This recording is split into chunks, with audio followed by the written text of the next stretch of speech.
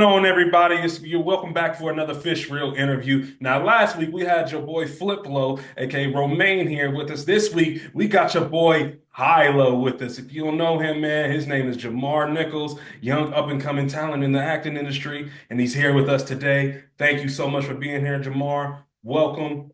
How you feeling, bro? Thank you for having me, man. I love the work that you're doing. I appreciate this opportunity for real, man. I'm feeling good, man. I'm feeling blessed, man. I'm running on no sleep, but I'm good. You know what I mean?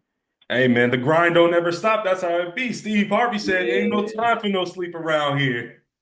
I hear you. I hear you. Hell yeah, man. So let's go ahead. Let's jump into it, man. If you want to, give us a little bit of an introduction, a little bio into your life and your passions within the industry and everything. Just go ahead and introduce us to you. I got you. So I'm from New Haven, Connecticut. I went to high school to cooperative arts and humanities. Did theater in high school. Did it in middle school a little bit. You know what I'm saying? But it wasn't like my homies didn't think it was cool. Like so, I branched off a little bit. Mm. But when I kind of, saw the route that my homies was taking, which was, we ain't grow up in this neighborhood is tough. You know what I'm saying? Number one crime rate in the state, so it was rough. So I was like, but you know what I'm saying? I was like, nah, I'm gonna go this way. I'm gonna keep doing this.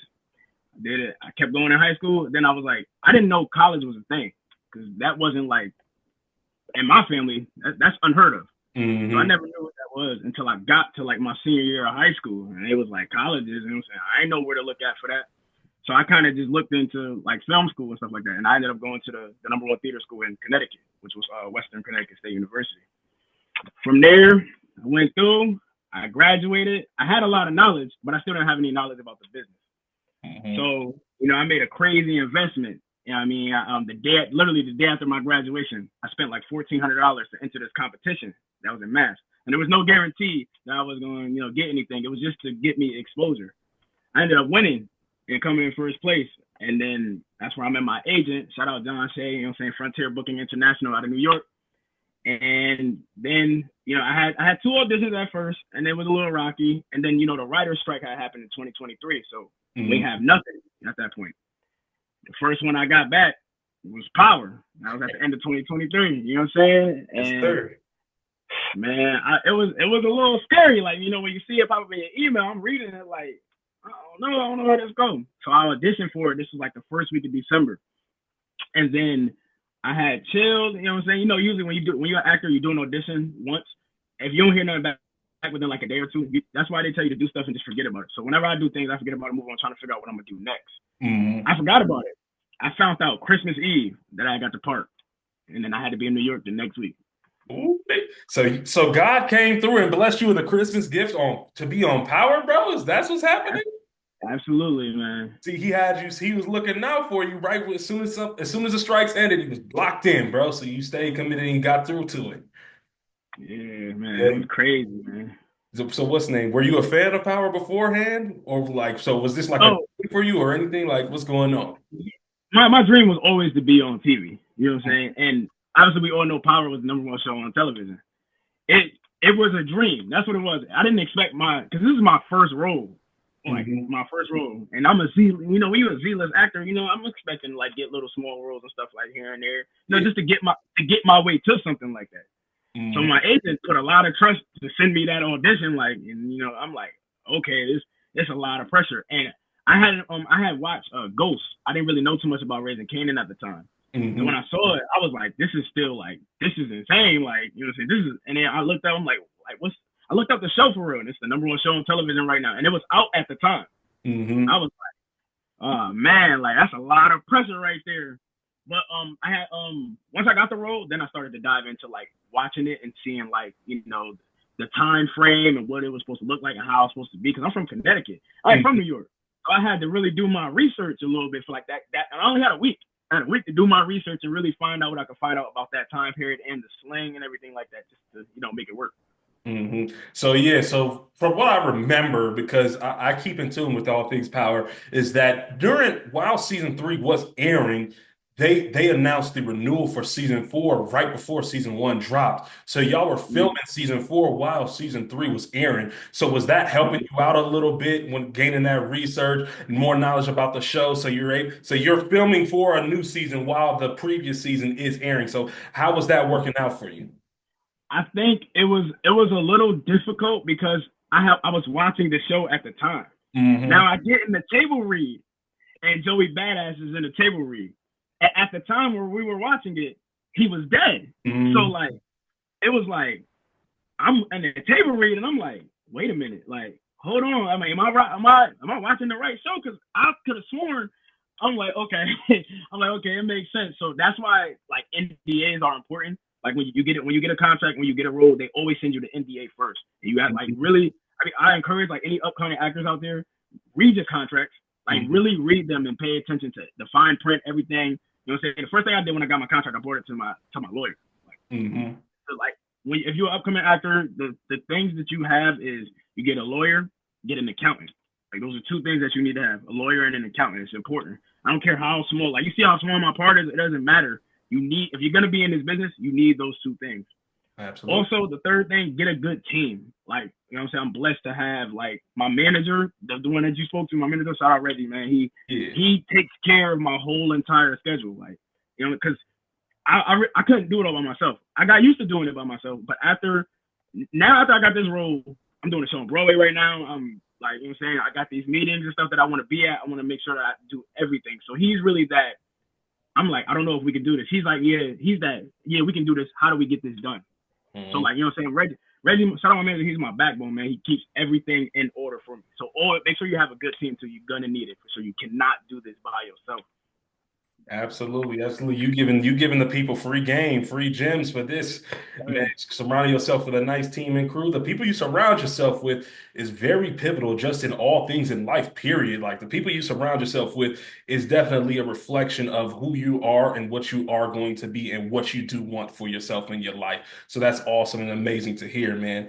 So upon getting that the email and the call that the role was yours for raising Kanan, like how did that make you feel? Because power is massive now, especially within the black culture, man. And this Yeah. series, so just learning that you're joining the Power universe, no matter how big or small the role was, what was that initial reaction like? So I'm not gonna lie, I was doing security at the time. So I'm like, I was a doctor's assistant and I'm doing security at night. So I was getting ready like to go to work, and yeah, I got the email or whatever, and I'm like, all right, I'll check my email in a little bit, but I'm like, I got three emails at one time. I'm like, now let me just look at this and see what it is, and it was like, we're interested in can we pin him? And my agent, it was like the title was like, this is major, and I'm like, oh, so I had to sit down for a minute and like breathe. Like I'm like, hold up, like this for real. Like I'm like, I forgot all about this. So I think that like that part, like I was like, okay, this I don't know what this because at the time I don't know what this is gonna look like, but I know what the show is and the caliber that is. So shout out 52, man. I gotta give a shout out to 50, man, because he bringing these projects together, man. So it's like one of those things where it's like you going to be on something that's 50 putting out. You got to make sure that you bring what you need to bring, like you know what I'm saying. So I had to really tap in. So I went back. I sat down and watched Paid in Full like 5 times. Like I swear, man, I watched Paid in Full 5 times. He said, "Yo, I'm up at this cat birthday party." You know what I'm saying? You know what I'm saying? I take the cake, put it in his face, tell the nigga happy birthday, showing him mad love, B. So I'm watching it. You know what I'm saying? I'm trying to learn everything because that's the time period. You know what I'm saying? So I'm really, and I really like looked into the Alpo and the story and everything like that. So like I really like every character that I do has a significant meaning to me. So it doesn't matter if it's for a short film. I don't care if I'm in it for like 3 or 4 minutes. Every character has an importance, and every character needs research. So if you're an actor and you find, I don't care if you're in a commercial or if you just a background actor and you walking by, make that the only way to make that character come to life is doing your research. Got to do your research on where that character comes from, and it's not essentially, oh, we need like more information on the character. It's essentially you giving the script. They gave me high low. They Hmm. didn't tell me. They didn't tell me how to act, how to be like. They gave me the character. They gave me the script, and they said be here January 9th. That's it. That's it. It's your job to do your homework. It's your job as an actor to do your research. It's your job as an actor to really like learn it. Like I'm telling you, I'm sitting down watching Paid in Full, and I'm trying to stay like within the thing. I'm like, okay. Then I went back and watched season one of Raising Kanan to see like how it is. You know what I'm saying? I talked to like my uncles and my fathers and stuff like that. I'm like, yo, like how was this back in the 80s and stuff like that? What did it look like to y'all? So really, like the best thing you can do is always do your research for everything. Absolutely, man. Absolutely. Research matters. So you're on set, man. Like I said, I talked with Fliplo last week in Romaine, man. Shout out to him. And it seems like both of y'all like are going through some similar journeys. What's the name? This is like y'all first like major roles, and y'all got y'all IMDb credits too, man. So major Yeah. props to that, man. So what was that like on set that first day, meeting the crew, man, the rest of the low boy crew, man? How was that like in interacting with one another? So one, I want to give a shout out to all of them, man. Like the whole Low Life crew, man. Also shout out to me. Like I met the first person I met was Ro Ziggy, man. Shout out Ro, man. So I had what it is like you they have your trailers in a different part than where the shooting location is. Hmm. So I got taken to my trailer after I had called the train in New York like 5 in the morning. I got there, and then there was a car waiting for me. They took me to my trailer. So when you get to your trailer, they walk you through. Your costume is hanging up in your trailer. You got the costume here, and there's a menu for you to choose like what you want to eat through like the whole day. Like it's so I'm like I'm nervous. I ain't gonna lie. I don't get nervous because like one thing about me whenever I take a stage, whenever I take film, like this is what I do for real. So I've gotta have like a certain level of confidence. But this is different. This is different right here because the level of professionalism on this set was like immaculate. Like they were on point. Everything was a timely manner. So I had to make sure that I lived up to what they were looking for because they made sure that I was comfortable and I was right. Like they made sure everything was in order for me. And shout out to Power Set too, for real. Like they really made sure it was in order. So we got dressed. And then we come out. Here's the messed up part. They told us after you get dressed and you get your costume, they come in, they ask you for you give them the menu, they ask you what you want. I got a little bit of time to practice my lines and stuff like that. I'm pretty good with my memorization, so I'm straight. So I'm just like really like practicing my mannerisms, seeing how I'm moving, like how I'm sitting, how I'm chilling. They knock on the door. Now you gotta go to hair and makeup. Mind you, see, I got a beard. You know what I mean? Hmm. I'm like, all right, make hair and makeup cool. So I'm like, I could go to hair and makeup. I mean, because I got locks, so they didn't tell me I had to cut my hair anyway. Get Hmm. the hair and makeup. I get in there and walk in. I'm sitting. I'm like, I'm cool, and they like, yeah, this right here, this gotta go. Like, I'm the director. She's looking at like how she wants it. She's like, yeah, this right here gotta go. It was like, yeah, I'm like, yo, wait, hold on. My beard was gone, man. Straight chopped. Straight top, man. I had a goatee, man, little fame, man. I was like, dang, it was cold outside that day too. It did me dirty, man. Then after I got out of, so I was like, after I got out of hair and makeup, we came back. Now I had a nose ring at the time. They like, yeah, nah, take it out. I'm like, dang, man, like everything. They taking everything.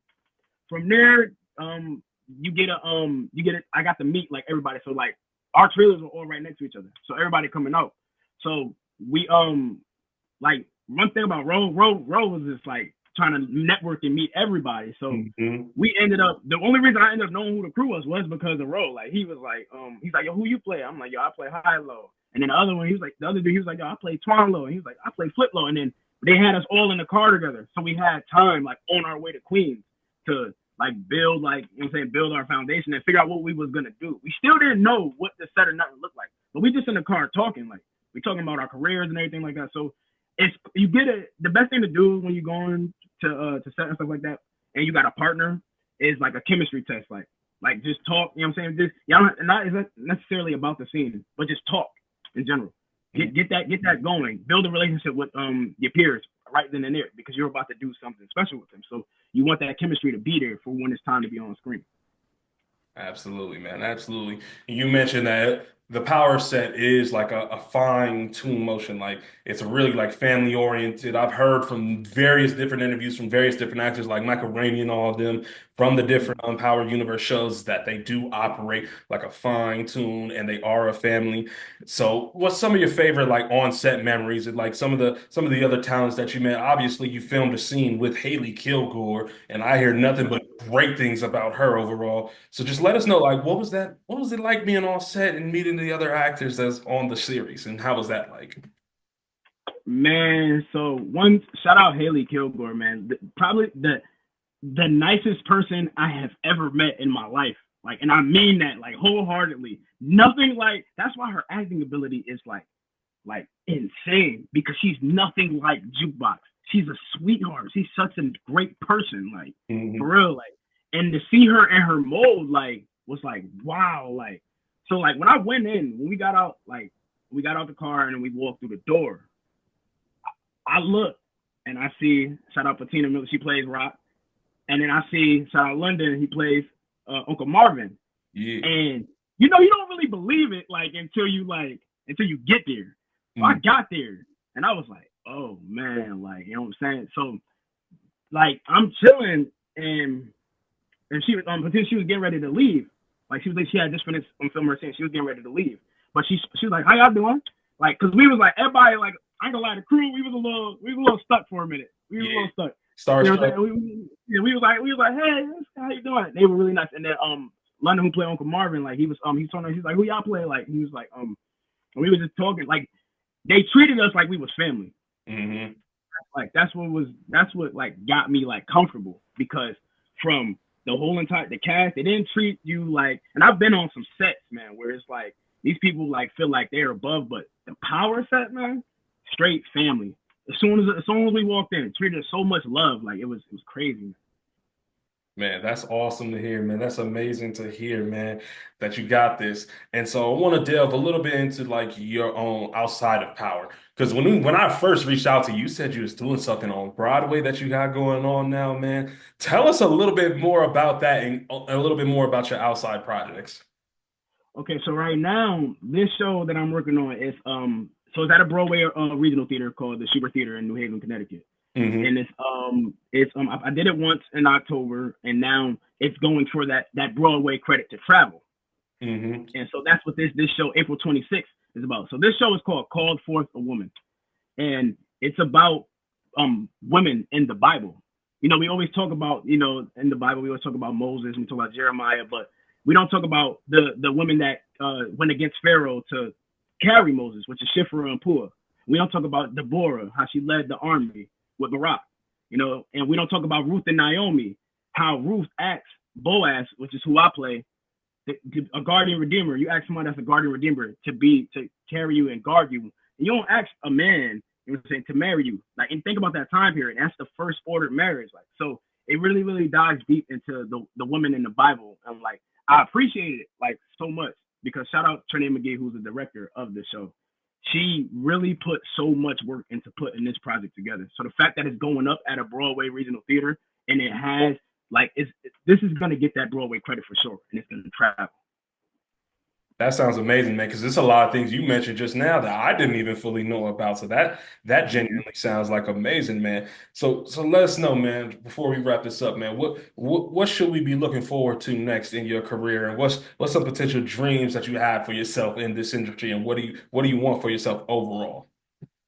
So overall, I would say like my the goal right now by the end of the year is to become a season regular. Like that's like the goal, like for sure. Like we really shooting for it. There is some things that I'm working on right now that I can't talk about, like can't say yet. But I am doing a TV show and I'm about to do a movie soon. So there's two things, two really big projects that like I'm working on that will one will unfold in the summertime. So you guys will hear more in the summertime, and then the movie, I don't really know like too much yet because they don't really give out a lot of information as you're doing it. But I would say that those are definitely like the long term goals for sure. Um, I think if I can leave y'all with one thing, I would just say, don't stop, man. Like for real, without struggle, there's no progress. That's Frederick Douglass right there. You know what I'm saying? I went through hell, man. Like I clawed and climbed, and I made sure like if nobody else believe in you, you believe in you. Like I believed in myself. I believed in my ability. There's so many people that told me that my dream wasn't a reality. Like they were like, man, that's a dream, man. And I was like, nah, this is a goal. So don't stop for nothing, man. And always believe in yourself, even if nobody don't believe That's awesome, man. That's real inspiring. When you out here trying to inspire me, you dropping gems, man. You should be a public speaker too. But that's amazing, man. That's awesome, man. Thank you so much for being here with us today for this interview. There's a lot of great insight, man. You see like, excellent young and up and coming talent, man. I see your other work, your content creation as well, your comedic works, man. So that's awesome, man. So it looks like we're gonna be looking out for you on both the big screen and the small screen. It's looking like. Yes, sir. Yes, sir. I appreciate you for having me, man. Thank you, man. Shout out to the platform. I appreciate all of y'all, man. Absolutely, man. Well, that is all the time that we have left here for us today, man. Jamar Nichols, thank you so much for being here with us today. It's another Fish Real interview for you all. Be on the lookout for more to come and have a great rest of your day.